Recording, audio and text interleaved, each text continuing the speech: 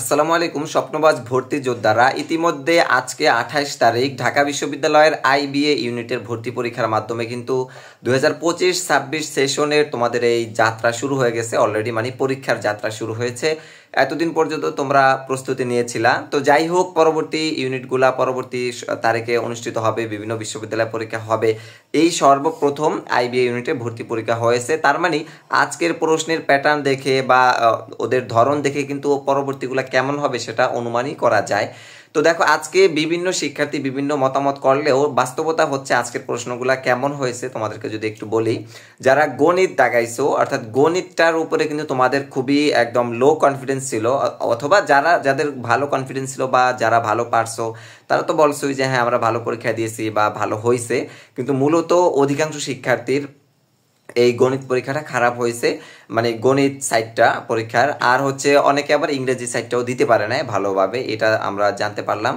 আর তোমাদের এই পরীক্ষায় হচ্ছে আইবিএতে মাত্র 120টা সিট অর্থাৎ 120টা আসন বা 120 জন শিক্ষার্থী এখানে চান্স পাবে।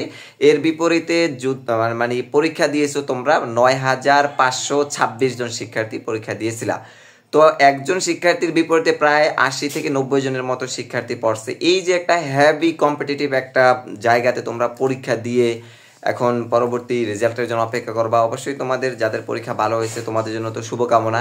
এখন দেখা যাক পরবর্তীতে কি হয়। তবে আজকের প্রশ্ন প্যাটার্ন থেকে তোমাদের জন্য যারা পরবর্তী সময় পরীক্ষা দিবা, সামনে হচ্ছে অনেকে সি ইউনিটে পরীক্ষা দিবা, এ ইউনিটে দিতে পারো, আবার হচ্ছে আগামীকালকে কিন্তু আবার আরেকটা ইউনিটের পরীক্ষা অর্থাৎ ই ইউনিট, যেটা হচ্ছে চারুকলা। তো চারুকলার পরীক্ষা হচ্ছে আগামীকালকে। তো তোমাদের তো হচ্ছে শুধু সাধারণ জ্ঞান এবং হচ্ছে চিত্র অঙ্কন। তো তোমরা যেভাবেই হোক প্রস্তুতি যেমনই নিয়েছো ভালোভাবে দিও, এই আশাবাদ রাখি তোমাদের কাছে।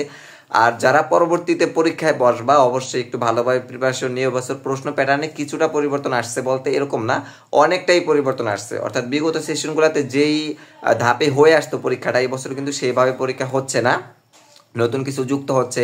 বা সৃজনশীলতা যাদের মধ্যে থাকবে তারাই কিন্তু এখানে পারবে, বিশেষ করে ইংরেজির সাইডটা এরকম হচ্ছে।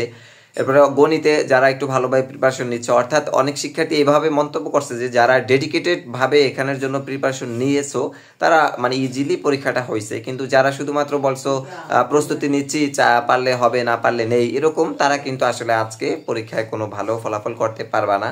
তো যাই হোক শিক্ষার্থীরা, ওভারঅল তোমাদের জন্য আজকের পরীক্ষার অভিজ্ঞতা থেকে বলবো আগামী ইউনিটগুলোতে যারাই আবেদন করেছো, যারাই পরীক্ষা দিবা খুব ভালোভাবে প্রিপারেশন নিয়ে তারপরে পরীক্ষার হলে বসবা, এই প্রত্যাশা তোমাদের কাছে। আর ভিডিওটা ছিল এই পর্যন্তই। আজকের পরীক্ষায় যারা উত্তীর্ণ হইবা, পরবর্তী সময়ে কবে কখন রেজাল্ট দিবে, কিভাবে দেখবা, সকল কিছু নিয়েই আমার চ্যানেলে ভিডিও থাকবে। তাই চ্যানেলটিতে যদি তোমরা নতুন হয়ে থাকো অবশ্যই সাবস্ক্রাইব করে পাশে থাকা বেল আইকনটি বাজিয়ে রেখে আমাদের সাথেই থেকো। আল্লাহ হাফেজ।